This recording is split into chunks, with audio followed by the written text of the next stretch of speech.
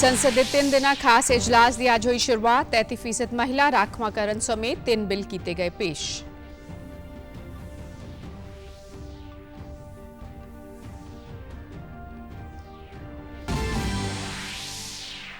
हरियाणा में अज तो स्वै जनगणना का काम होया शुरू। मुख्यमंत्री ने जनगणना नूं दस्सिया विकसित हरियाणा विकसित भारत की आधारशिला।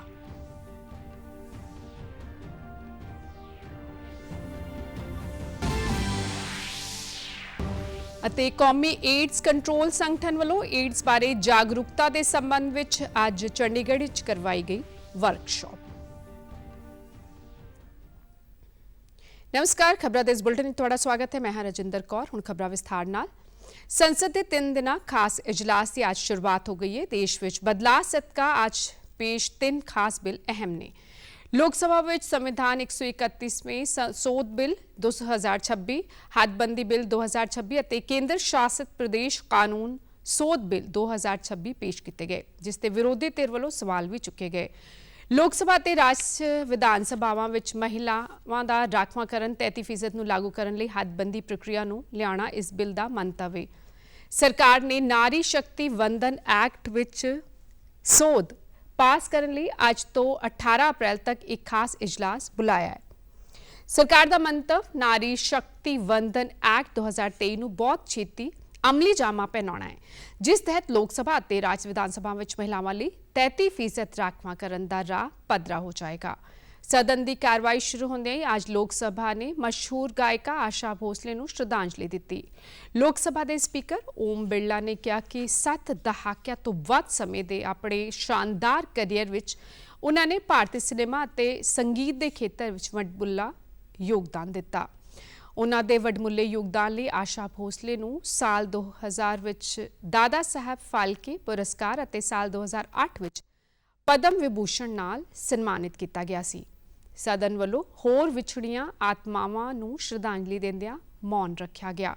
लोक सभा विच सोध बिल पेश करन मौके कांग्रेस सांसद केसी वेणुगोपाल के विरोध ते केंद्रीय गृह मंत्री अमित शाह ने कहा कि इन्हां बिलां दे पेश करन ते तकनीकी इतराज़ वो चुक सकते हैं, पर इस दे गुण दोष बारे वो बोल नहीं सकते। उन्होंने विरोधी धिर दे हदबंदी बिल खिलाफ इतराज़ ते जवाब देंदियां कहा कि धर्म के आधार ते कोई राखवांकरण सरकार लागू नहीं करेगी। सरकार वालों गैर संवैधानिक राखवांकरण नहीं दिता जाएगा। 3 बिल, एक संविधान संशोधन और 2 बिल सदन के सामने अभी प्रस्तुत किए हैं। उसमें से संविधान संशोधन करने के बाद महिला आरक्षण को लॉजिकल एंड ले जाने के लिए ये 2 कानून जरूरी है, इसलिए 2 कानून साथ में लाए गए। केंद्रीय कानून मंत्री अर्जुन राम मेघवाल ने कहा कि आज का दिन इतिहास विच सुनहरी अखरां विच लिखिया जाएगा। साडे कोल नीति और नीयत दोवें होण दे नाल नाल प्रधानमंत्री मोदी जे नेता ने। उन्होंने कहा कि लोक हित लई ये बिल अहम ने अते इन्हां बिलां नाल महिलावां नूं सही प्रतिनिधिता मिलेगी। मैं आपकी अनुमति से ये प्रस्ताव करता हूं कि भारत के संविधान का और संशोधन करने वाले विधेयक, संविधान 131वां संशोधन विधेयक 2026 को पूर्व स्थापित करने की अनुमति दी जाए।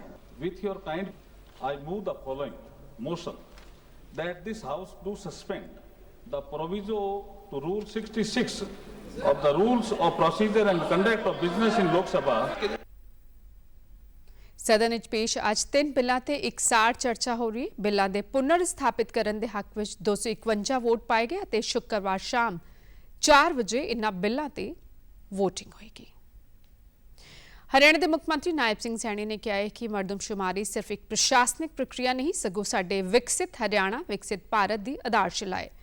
मुख्यमंत्री ने जनगणना 2027 बारे प्रेस कॉन्फ्रेंस दौरान ये विचार रखदे कहा कि प्रधानमंत्री नरेंद्र मोदी ने साडी जनगणना साडे विकास का नारा दिता है।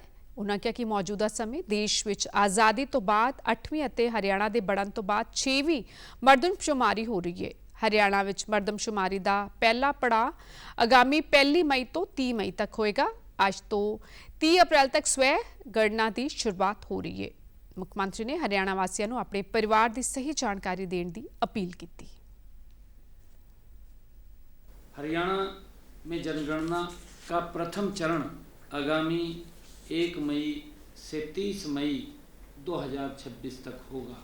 इस दौरान मकानों की जनगणना, जो मकानों की गणना है, वह सूचीकरण का कार्य पूरा किया जाएगा और इससे पहले 16 अप्रैल से 30 अप्रैल तक सब गणना की सुविधा भी उपलब्ध कराई गई है। यह डिजिटल भारत की दिशा में एक महत्वपूर्ण कदम है। ਮੁੱਖ ਮੰਤਰੀ ਨੇ ਕਿਹਾ ਕਿ ਇਸ ਵਾਰ ਡਿਜੀਟਲ ਤਰੀਕੇ ਨਾਲ ਜਨਗਣਨਾ ਹੋਏਗੀ, ਜਿਸ ਨਾਲ ਪਾਰਦਰਸ਼ਤਾ ਅਤੇ ਨਾਗਰਿਕ ਕੇਂਦਰਤਾ ਬਣੀ ਰਹੇਗੀ। ਉਹਨਾਂ ਦੱਸਿਆ ਕਿ ਸਵੈ ਗਣਨਾ ਲਈ ਇੱਕ ਪੋਰਟਲ ਬਣਾਇਆ ਗਿਆ ਹੈ ਅਤੇ ਇਹ ਪਹਿਲ ਪ੍ਰਧਾਨ ਮੰਤਰੀ ਦੇ ਈਜ਼ ਆਫ ਲਿਵਿੰਗ ਤੇ ਡਿਜੀਟਲ ਇੰਡੀਆ ਦੇ ਵਿਜ਼ਨ ਨੂੰ ਮਜ਼ਬੂਤ ਬਣਾਉਂਦੀ ਹੈ। ਨਾਇਬ ਸਿੰਘ ਸੈਣੀ ਨੇ ਕਿਹਾ ਕਿ ਸਰਕਾਰ ਲਈ ਨਾਗਰਿਕਾਂ ਦਾ ਵਿਸ਼ਵਾਸ ਅਤੇ ਨਿਜਤਾ ਸਭ ਤੋਂ ਅਹਿਮ ਹੈ। ਸਰਕਾਰ ਇਸ ਦੀ ਸੁਰੱਖਿਆ ਲਈ ਵਚਨਬੱਧ ਹੈ। ਹਰਿਆਣਾ ਦੇ ਮੁੱਖ ਮੰਤਰੀ ਨਾਇਬ ਸਿੰਘ ਸੈਣੀ ਨੇ ਕਿਹਾ ਹੈ ਕਿ ਨਾਰੀ ਸ਼ਕਤੀ ਵੰਦਨ ਐਕਟ ਮਹਿਲਾਵਾਂ ਨੂੰ ਦੇਸ਼ ਦੇ ਨੀਤੀ ਨਿਰਮਾਣ ਵਿੱਚ ਅਗਵਾਈ ਲਈ ਅਹਿਮ ਭੂਮਿਕਾ ਮੁਹੱਈਆ ਕਰਾਏਗਾ। ਚੰਡੀਗੜ੍ਹ ਸੈਕਟਰ 38 ਦੇ ਰਾਣੀ ਲక్ష్ਮੀ ਬਾਈ ਭਵਨ ਵਿੱਚ ਕਰਵਾਏ ਖਾਸ ਪ੍ਰੋਗਰਾਮ ਦੌਰਾਨ ਉਹਨਾਂ ਨੇ ਕਿਹਾ ਕਿ ਵਰ੍ਹਿਆਂ ਤੱਕ ਸਾਡੀ ਵਿਵਸਥਾ ਵਿੱਚ ਮਹਿਲਾਵਾਂ ਦੀ ਭੂਮਿਕਾ ਨੂੰ ਸੀਮਿਤ ਕਰਨ ਦੀ ਕੋਸ਼ਿਸ਼ ਕੀਤੀ ਗਈ ਹੈ। ਮਹਿਲਾਵਾਂ ਨੂੰ ਘਰ ਦੀ ਚਾਰ ਦੀਵਾਰੀ ਤੱਕ ਸੀਮਿਤ ਕਰ ਦਿੱਤਾ ਗਿਆ ਅਤੇ ਫੈਸਲੇ ਲੈਣ ਦੀ ਪ੍ਰਕਿਰਿਆ ਤੋਂ ਦੂਰ ਰੱਖਿਆ ਗਿਆ। ਫਿਰ ਵੀ ਰਾਣੀ ਪਦਮਾਵਤੀ, ਰਾਣੀ ਦੁਰਗਾਵਤੀ, ਚਾਂਦ ਬੀਬੀ, ਰਾਣੀ ਲక్ష్ਮੀ ਬਾਈ ਜਿਹੀਆਂ ਕੁਝ ਨਾਰੀਆਂ ਨੇ ਇਸ ਕਾਲ ਵਿੱਚ ਵੀ ਆਪਣੀ ਪ੍ਰਤਿਭਾ ਅਤੇ ਸਿਆਣਪ ਦੀ ਛਾਪ ਛੱਡੀ ਹੈ।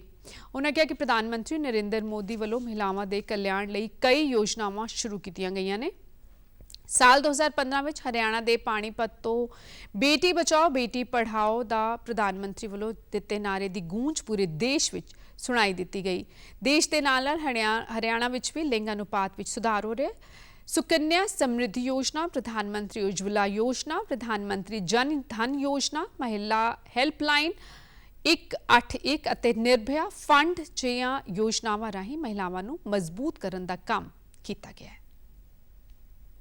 कॉल भी कर सकती है, अगर कोई उसको दिक्कत आती है कहीं वो मैसेज भी करेगी, तब भी पुलिस तुरंत रिस्पॉन्ड करेगी।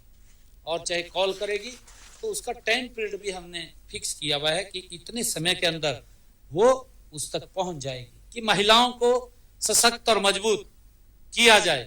ये प्रधानमंत्री जी की सोच है। महिला सेल्फ हेल्प ग्रुप इतने चल रहे हैं। ਮੁੱਖ ਮੰਤਰੀ ਨੇ ਕਿਹਾ ਕਿ ਦੁਨੀਆ ਭਰ ਤੋਂ ਵੱਧ ਮਹਿਲਾ ਪਾਇਲਟ ਭਾਰਤ ਵਿੱਚ ਨੇ। ਚੰਦਰਯਾਨ 3 ਮਿਸ਼ਨ ਨੂੰ ਸਫਲ ਬਣਾਉਣ ਵਿੱਚ ਵੀ 100% ਮਹਿਲਾਵਾਂ ਨੇ ਭੂਮਿਕਾ ਨਿਭਾਈ ਹੈ। ਪਿਛਲੇ ਦਿਨੀ ਆਪਰੇਸ਼ਨ ਸਿੰਦੂਰ ਮੌਕੇ ਵੀ ਕਰਨਲ ਸੋਫੀਆ ਕੁਰੈਸ਼ੀ ਅਤੇ ਵਿੰਗ ਕਮਾਂਡਰ ਵਿਓਮਿਕਾ ਸਿੰਘ ਦੀ ਭੂਮਿਕਾ ਜਗ ਜ਼ਾਹਿਰ ਹੈ। ਉਹਨਾਂ ਕਿਹਾ ਕਿ ਪ੍ਰਧਾਨ ਮੰਤਰੀ ਨੇ ਮਹਿਲਾਵਾਂ ਨੂੰ ਮਾਣ ਸਨਮਾਨ ਦੇਣ ਲਈ ਮੁਹਿੰਮ ਚਲਾਈ ਹੋਈ ਹੈ, ਜੋ ਕਿ ਹੁਣ ਨਾਰੀ ਸ਼ਕਤੀ ਵੰਦਨ ਐਕਟ ਤੱਕ ਪਹੁੰਚ ਗਈ ਹੈ, ਜਿਸ ਦੇ ਸੰਬੰਧ ਵਿੱਚ ਅੱਜ ਤੋਂ ਖਾਸ ਸੰਸਦ ਇਜਲਾਸ ਵੀ ਬੁਲਾਇਆ ਗਿਆ ਹੈ। ਇਸ ਕਾਨੂੰਨ ਦੇ ਲਾਗੂ ਹੋਣ ਨਾਲ ਦੇਸ਼ ਦੀਆਂ ਕਰੋੜਾਂ ਮਹਿਲਾਵਾਂ ਦੇ ਸੁਪਨੇ ਪੂਰੇ ਹੋਣਗੇ। ਸੰਸਦ ਅਤੇ ਵਿਧਾਨ ਸਭਾਵਾਂ ਵਿੱਚ 33% ਰਾਖਵਾਂਕਰਨ ਤੇ ਦੇ ਕੇ ਉਹਨਾਂ ਨੂੰ ਫੈਸਲੇ ਲੈਣ ਦੀ ਮੁੱਖ ਧਾਰਾ ਵਿੱਚ ਲਿਆਂਦਾ ਜਾਵੇਗਾ। देश की करोड़ों माताओं बहनों के सपनों की ये जीत है। मेरे लिए बड़ी खुशी की बात है। आदरणीय बहनों, यह कानून देश की संसद और विधानसभाओं में महिलाओं को 33% आरक्षण देकर उन्हें निर्णय के लिए मुख्य धारा में लाने का ये काम करेगा। यह कानून महिलाओं को केवल भागीदारी नहीं बल्कि नीति निर्माण में भी नेतृत्व भूमिका ये देगा। ਮੁੱਖ ਮੰਤਰੀ ਨੇ ਇਸ ਮੌਕੇ ਵੱਖ-ਵੱਖ ਖੇਤਰਾਂ ਵਿੱਚ ਵਧੀਆ ਪ੍ਰਦਰਸ਼ਨ ਕਰਨ ਵਾਲੀਆਂ ਮਹਿਲਾਵਾਂ ਨੂੰ ਸਨਮਾਨਿਤ ਵੀ ਕੀਤਾ। ਹੁਸ਼ਿਆਰਪੁਰ ਜ਼ਿਲ੍ਹੇ ਦੇ ਟਾਂਡਾ ਵਿੱਚ ਮੁੱਖ ਮੰਤਰੀ ਭਗਵੰਤ ਮਾਨ ਨੇ 150 ਕਰੋੜ ਰੁਪਏ ਦੀ ਲਾਗਤ ਵਾਲੇ ਵੱਖ-ਵੱਖ ਵਿਕਾਸ ਪ੍ਰੋਜੈਕਟਾਂ ਦਾ ਕੱਲ੍ਹ ਉਦਘਾਟਨ ਕੀਤਾ। ਇਨ੍ਹਾਂ ਪ੍ਰੋਜੈਕਟਾਂ ਵਿੱਚ ਸੜਕਾਂ ਦੇ ਨਵੀਨੀਕਰਨ ਲਈ 141 ਕਰੋੜ 88 ਲੱਖ ਰੁਪਏ ਦੇ ਪ੍ਰੋਜੈਕਟ ਲੋਕਾਂ ਨੂੰ ਸਮਰਪਿਤ ਕੀਤੇ ਗਏ, ਜਿਨ੍ਹਾਂ ਵਿੱਚ ਗੁਰਦੁਆਰਾ ਰਾਮਪੁਰ ਖੇੜਾ ਸਾਹਿਬ ਜਾਣ ਵਾਲੀ ਸੰਗਤ ਦੀ ਸਹੂਲਤ ਲਈ 2 ਕਰੋੜ 39 ਲੱਖ ਦੀ ਲਾਗਤ ਨਾਲ ਬ੍ਰਿਜ ਬਣਾਇਆ ਗਿਆ ਅਤੇ 6 ਪਿੰਡਾਂ ਵਿੱਚ 3 ਕਰੋੜ ਤੋਂ ਵੱਧ ਦੀ ਲਾਗਤ ਨਾਲ ਬਣੇ ਹੈਲਥ ਵੈਲਨੈਸ ਸੈਂਟਰ ਅਤੇ ਗੜਵੀਵਾਲ ਵਿੱਚ ਅਰਬਨ ਪ੍ਰਾਇਮਰੀ ਹੈਲਥ ਸੈਂਟਰ ਸਥਾਪਿਤ ਕੀਤਾ ਗਿਆ ਹੈ। ਇਸ ਦੇ ਨਾਲ ਹੀ ਪਿੰਡ ਤਲਵੰਡੀ ਡੱਡੀਆਂ 'ਚ ਤਕਰੀਬਨ 1.5 ਕਰੋੜ ਰੁਪਏ ਤੋਂ ਵੱਧ ਦਾ ਜਲ ਸਪਲਾਈ ਪ੍ਰੋਜੈਕਟ ਵੀ ਸ਼ੁਰੂ ਕੀਤਾ ਗਿਆ ਹੈ। ਮੁੱਖ ਮੰਤਰੀ ਨੇ ਇਸ ਮੌਕੇ ਕਿਹਾ ਕਿ ਟਾਂਡਾ ਉੜਮੁੜ ਖੇਤਰ 70 ਸਾਲਾਂ ਤੋਂ ਰਾਜਨੀਤਿਕ ਵਿਤਕਰੇ ਦਾ ਸ਼ਿਕਾਰ ਹੋ ਰਿਹਾ ਅਤੇ ਪਿਛਲੀਆਂ ਸਰਕਾਰਾਂ ਨੇ ਇਸ ਖੇਤਰ ਦੇ ਵਿਕਾਸ ਨੂੰ ਅਣਗੌਲਿਆ ਕੀਤਾ। ਉਨ੍ਹਾਂ ਕਿਹਾ ਕਿ ਦਹਾਕਿਆਂ ਬਾਅਦ ਹੁਸ਼ਿਆਰਪੁਰ ਦੇ ਕੰਢੀ ਖੇਤਰ ਵਿੱਚ ਸ਼ਾਨਦਾਰ ਸੜਕਾਂ ਬਣਾਈਆਂ ਜਾਣਗੀਆਂ ਤੇ ਲਿੰਕ ਸੜਕਾਂ ਦੀ ਮੁਰੰਮਤ ਦੇ ਨਾਲ-ਨਾਲ ਨਵੀਨੀਕਰਨ ਦਾ ਕੰਮ ਵੀ ਕੀਤਾ ਜਾਵੇਗਾ। सड़क बन रही ने अज भी सड़कों का उद्घाटन किया। टांडा हल्के च 141 करोड़ 88 लाख रुपए दी सड़कों का नवीनीकरण ते सड़क नवीं बना रहे हैं। ਮੁੱਖ ਮੰਤਰੀ ਨੇ ਕਿਹਾ ਕਿ ਮੌਜੂਦਾ ਪੰਜਾਬ ਸਰਕਾਰ ਨੇ ਸਿਹਤ ਅਤੇ ਸਿੱਖਿਆ ਖੇਤਰ ਵਿੱਚ ਖਾਸ ਕੰਮ ਕੀਤੇ ਨੇ। ਸੂਬੇ ਭਰ ਵਿੱਚ 990 ਆਮ ਆਦਮੀ ਕਲੀਨਿਕਾਂ ਵਿੱਚ ਵਧੀਆ ਸਿਹਤ ਸਹੂਲਤਾਵਾਂ, ਮੁਫਤ ਦਵਾਈਆਂ ਤੇ ਮੁਫਤ ਟੈਸਟ ਸਹੂਲਤਾਂ ਦਿੱਤੀਆਂ ਜਾ ਰਹੀਆਂ ਨੇ। ਸਿੱਖਿਆ ਖੇਤਰ ਵਿੱਚ ਪੰਜਾਬ ਨੇ ਰਾਸ਼ਟਰੀ ਸਰਵੇਖਣ 2024 ਵਿੱਚ ਦੇਸ਼ ਭਰ ਵਿੱਚ ਪਹਿਲਾ ਸਥਾਨ ਹਾਸਲ ਕੀਤਾ ਹੈ ਅਤੇ ਸੂਬਾ ਸਰਕਾਰ ਦੀਆਂ ਕੋਸ਼ਿਸ਼ਾਂ ਸਦਕਾ ਪੰਜਾਬ ਦੇ ਸਰਕਾਰੀ ਸਕੂਲਾਂ ਦੇ ਵਿਦਿਆਰਥੀ ਵਕਾਰੀ ਪ੍ਰਕਿਰਿਆਵਾਂ ਨੂੰ ਪਾਸ ਕਰਕੇ ਆਪਣੇ ਸੁਪਨਿਆਂ ਨੂੰ ਪੂਰਾ ਕਰ ਰਹੇ ਨੇ। ਭਾਰਤੀ ਜਨਤਾ ਪਾਰਟੀ ਦੇ ਸੂਬਾ ਮੀਡੀਆ ਹੈਡ ਵਿਨੀਤ ਜੋਸ਼ੀ ਨੇ ਪੰਜਾਬ ਦੀ ਆਪ ਸਰਕਾਰ ਤੇ ਨਇਆ ਗਾਮ ਨਗਰ ਕੌਂਸਲ ਦੀ ਵੋਟਰ ਲਿਸਟ ਵਿੱਚ ਫੇਰ ਬਦਲ ਦੇ ਦੋਸ਼ ਲਾਏ ਨੇ। ਭਾਜਪਾ ਆਗੂ ਨੇ ਚੰਡੀਗੜ੍ਹ ਸੈਕਟਰ 37 ਪਾਰਟੀ ਦਫ਼ਤਰ ਵਿੱਚ ਪ੍ਰੈਸ ਕਾਨਫਰੰਸ ਕਰਕੇ ਇਹ ਦੋਸ਼ ਲਗਾਉਂਦਿਆਂ ਕਿਹਾ ਕਿ ਖਰੜ ਦੇ STM ਦਫ਼ਤਰ ਵਿੱਚ ਆਪ ਪਾਰਟੀ ਵੱਲੋਂ ਅੱਧੀ ਰਾਤ ਨੂੰ ਨਇਆ ਗਾਮ ਨਗਰ ਕੌਂਸਲ ਦੀ ਵੋਟਰ ਸੂਚੀ ਵਿੱਚ ਫੇਰ ਬਦਲ ਕੀਤਾ ਗਿਆ। ਉਨ੍ਹਾਂ ਕਿਹਾ ਕਿ ਆਪ ਪਾਰਟੀ ਇਸ ਨਗਰ ਕੌਂਸਲ ਚੋਣ ਵਿੱਚ ਆਪਣੀ ਤੈਅ ਹਾਰ ਤੋਂ ਘਬਰਾਈ ਹੋਈ ਹੈ ਅਤੇ ਲੋਕਤੰਤਰ ਦਾ ਗਲਾ ਘੁੱਟਣ ਦੀ ਕੋਸ਼ਿਸ਼ ਕੀਤੀ ਜਾ ਰਹੀ ਹੈ। ਉਨ੍ਹਾਂ ਕਿਹਾ ਕਿ ਆਪ ਪਾਰਟੀ ਦੇ ਨੇਤਾ BLO ਵੱਲੋਂ ਤਸਦੀਕ ਕੀਤੀਆਂ ਵੋਟਰ ਸੂਚੀਆਂ ਨਾਲ ਖੁੱਲ੍ਹੇਆਮ ਛੇੜਛਾੜ ਕਰ ਰਹੇ ਨੇ। ਵਿਰੋਧੀ ਧਿਰਾਂ ਦੇ ਵੋਟਰਾਂ ਦੇ ਨਾਂ ਕੱਟੇ ਜਾ ਰਹੇ ਨੇ ਤੇ ਆਪ ਪਾਰਟੀ ਆਪਣੇ ਸਮਰਥਕਾਂ ਦੇ ਨਾਂ ਗੈਰ ਕਾਨੂੰਨੀ ਤਰੀਕੇ ਨਾਲ ਜੋੜਨ ਦਾ ਕੰਮ ਕਰ ਰਹੀ ਹੈ। ਇਨੀਸ਼ੀਏਟ ਕੀਤਾ ਹੈ ਉਹਦੇ ਤਹਿਤ ਜਿਹੜਾ ਹੈ ਲੋਕ ਜਾ ਕੇ ਆਬਜੈਕਸ਼ਨ ਫਾਈਲ ਕਰਦੇ ਨੇ ਕਿ ਇਹ ਵੋਟ ਹੈ ਇਹ ਨਹੀਂ ਹੈ। ਜਿਹੜੇ BLO ਹੈ ਉਹ ਜਾ ਕੇ ਵੋਟ ਦੀ ਵੈਰੀਫਿਕੇਸ਼ਨ ਕਰਦੇ ਨੇ। ਕੱਲ ਜੋ ਹੋਇਆ ਉਹ ਸਾਨੂੰ ਬਹੁਤ ਜ਼ਿਆਦਾ ਪਰੇਸ਼ਾਨ ਕਰ ਰਿਹਾ ਹੈ। ਪਰ ਰਾਤੀ ਲਗਭਗ 10:30 11 ਵਜੇ ਇਹਨਾਂ ਨੂੰ ਫੋਨ ਆਂਦਾ ਹੈ, ਭੋਪੀ ਜੀ ਨੂੰ ਫੋਨ ਆਂਦਾ ਹੈ। ਫੋਨ ਕੀ ਆਂਦਾ ਕਿ ਉੱਥੇ ਆਮ ਆਦਮੀ ਪਾਰਟੀ ਦੇ ਲੀਡਰਸ ਜਿਹੜੇ ਨੇ STM ਦਫ਼ਤਰ ਦੇ ਅੰਦਰ ਬੈਠ ਕੇ ਵੋਟਰ ਲਿਸਟਾਂ ਦੇ ਨਾਲ ਛੇੜਛਾੜ ਕਰ ਰਹੇ ਨੇ ਤਾਂ ਕਿ ਜਿਹੜੀਆਂ ਵੋਟਾਂ ਇਸ ਤਰੀਕੇ ਬਣ ਜਾਣ, ਵਾਰਡ ਦੇ ਅੰਦਰ ਵੋਟਾਂ ਇਸ ਤਰੀਕੇ ਪੈ ਜਾਣ ਤਾਂ ਕਿ ਆਉਣ ਵਾਲੀ ਚੋਣਾਂ ਦੇ ਅੰਦਰ ਆਮ ਆਦਮੀ ਪਾਰਟੀ ਦੇ ਲੋਕ ਉੱਥੇ ਚੋਣਾਂ ਜਿੱਤ ਜਾਣ। ਵਿਨੀਤ ਜੋਸ਼ੀ ਨੇ ਇਲਜ਼ਾਮ ਲਾਇਆ ਕਿ ਅੱਧੀ ਰਾਤ ਨੂੰ SDM ਦਫ਼ਤਰ ਵਿੱਚ ਬੰਦ ਦਰਵਾਜ਼ਿਆਂ ਦੇ ਪਿੱਛੇ ਆਪ ਨੇਤਾਵਾਂ ਦੀ ਮੌਜੂਦਗੀ ਨੇ ਪੂਰੇ ਪ੍ਰਸ਼ਾਸਨਿਕ ਤੰਤਰ ਦੀ ਗੰਭੀਰਤਾ ਤੇ ਸਵਾਲ ਖੜੇ ਕਰ ਦਿੱਤੇ ਨੇ। ਕੇਂਦਰ ਸਿਹਤ ਤੇ ਪਰਿਵਾਰ ਭਲਾਈ ਮੰਤਰਾਲੇ ਤਹਿਤ ਕੌਮੀ ਏਡਜ਼ ਕੰਟਰੋਲ ਸੰਗਠਨ ਯਾਨੀ ਨਾਕੋ ਵੱਲੋਂ ਅੱਜ ਚੰਡੀਗੜ੍ਹ 'ਚ ਇੱਕ ਉੱਚ ਪੱਧਰੀ ਵਰਕਸ਼ਾਪ ਕਰਵਾਈ ਗਈ। ਵਰਕਸ਼ਾਪ ਦਾ ਮੰਤਵ ਪੰਜਾਬ ਦੇ ਪਹਿਲ ਵਾਲੇ ਜ਼ਿਲ੍ਹਿਆਂ ਨੂੰ 95-99 ਟੀਚਿਆਂ ਨੂੰ ਹਾਸਲ ਕਰਨ ਤੇ ਕੇਂਦਰਿਤ ਹੈ। ਸਿਹਤ ਤੇ ਪਰਿਵਾਰ ਕਲਿਆਣ ਮੰਤਰਾਲੇ ਦੇ ਵਧੀਕ ਸਕੱਤਰ ਅਤੇ ਨਾਕੋ ਦੇ ਡਾਇਰੈਕਟਰ ਡਾਕਟਰ ਰਾਕੇਸ਼ ਗੁਪਤਾ ਨੇ ਇਸ ਵਰਕਸ਼ਾਪ ਦੀ ਪ੍ਰਧਾਨਗੀ ਕੀਤੀ। ਇਸ ਮੌਕੇ ਪੰਜਾਬ ਦੇ ਸਿਹਤ ਤੇ ਪਰਿਵਾਰ ਭਲਾਈ ਵਿਭਾਗ ਦੇ ਮੁੱਖ ਸਕੱਤਰ ਕੁਮਾਰ ਰਾਹੁਲ ਤੋਂ ਇਲਾਵਾ ਜ਼ਿਲ੍ਹਾ ਪੱਧਰੀ ਪ੍ਰੋਗਰਾਮਾਂ ਦੇ ਅਹੁਦੇਦਾਰ ਵੀ ਮੌਜੂਦ ਰਹੇ। ਵਰਕਸ਼ਾਪ ਦੌਰਾਨ ਪੰਜਾਬ ਦੇ 21 ਜ਼ਿਲ੍ਹਿਆਂ ਦੇ deputy commissioner, ADC, civil surgeon ਅਤੇ ਜ਼ਿਲ੍ਹਾ ਏਡਜ਼ ਕੰਟਰੋਲ ਅਧਿਕਾਰੀਆਂ ਤੋਂ ਇਲਾਵਾ ਹੋਰ ਸੀਨੀਅਰ ਅਧਿਕਾਰੀ ਵੀ ਹਾਜ਼ਰ ਰਹੇ। ਡਾਕਟਰ ਰਾਕੇਸ਼ ਗੁਪਤਾ ਨੇ ਇਸ ਮੌਕੇ ਬੋਲਦਿਆਂ ਕਿਹਾ ਕਿ ਏਡਜ਼ ਬਾਰੇ ਸੁਰੱਖਿਆ ਸੰਕਲਪ ਵਰਕਸ਼ਾਪ ਕੀਤੀ ਜਾ ਰਹੀ ਹੈ ਜਿਸ ਤਹਿਤ ਪੰਜਾਬ ਵਿੱਚ ਏਡਜ਼ ਇੱਕ ਸਮੱਸਿਆ ਵਜੋਂ ਨਾ ਰਹੇ, ਇਸ ਬਾਰੇ ਗੋਲਮੇਜ਼ ਗੱਲਬਾਤ ਹੋ ਰਹੀ ਹੈ। ਮਿਸ਼ਨ ਦੇ ਮੰਤਵ ਮੁਤਾਬਿਕ ਆਬਾਦੀ ਦੇ 95% ਲੋਕਾਂ ਨੂੰ ਆਪਣਾ HIV ਸਟੇਟਸ ਪਤਾ ਹੋਣ ਬਾਰੇ ਸੁਚੇਤ ਕਰਨਾ ਹੈ। ਉਨ੍ਹਾਂ ਕਿਹਾ ਕਿ HIV ਪੋਜ਼ਿਟਿਵ ਹੋਣ ਦੀ ਸੂਰਤ ਵਿੱਚ 95% ਲੋਕ ਜ਼ਰੂਰੀ ਐਂਟੀ ਰੈਟਰੋਵਾਇਰਲ ਥੈਰੇਪੀ ਇਲਾਜ ਤੇ ਹੋਣ, ਨਾਲ ਹੀ ਦਵਾਈ ਲੈ ਰਹੇ 99% ਮਰੀਜ਼ਾਂ ਦਾ ਵਾਇਰਲ ਲੋਡ ਘੱਟ ਕੀਤਾ ਜਾਵੇ। इस मंतव ਲਈ ਇਹ वर्कशॉप खास है। पहला है 95, उसका मतलब है कि जितने भी लोगों को HIV है उनमें से एटलीस्ट 95% लोगों को पता होना चाहिए कि उनको एड्स है। जिनको पता है उनमें से कम 95% को ये पता होना चाहिए कि वो ट्रीटमेंट पे हैं, और इसी तरह से जो ट्रीटमेंट पे हैं उसमें से कम 99% लोगों का जो वायरल लोड है, जो वायरस की जो क्वांटिटी है वो सप्रेस होनी चाहिए। तो मुझे पूरी उम्मीद है, हमने इसके अंदर थोड़ा गेमिफिकेशन किया है, सभी डिस्ट्रिक्ट्स को कहा है, बातचीत हो रही है। ਇਹ ਸਮਾਚਾਰ ਤੁਸੀਂ YouTube channel DD news Chandigarh, Facebook DD news Chandigarh ਅਤੇ X DD ਨਿਊਜ਼ CHD ਤੇ ਵੀ ਵੇਖ ਸਕਦੇ ਹੋ।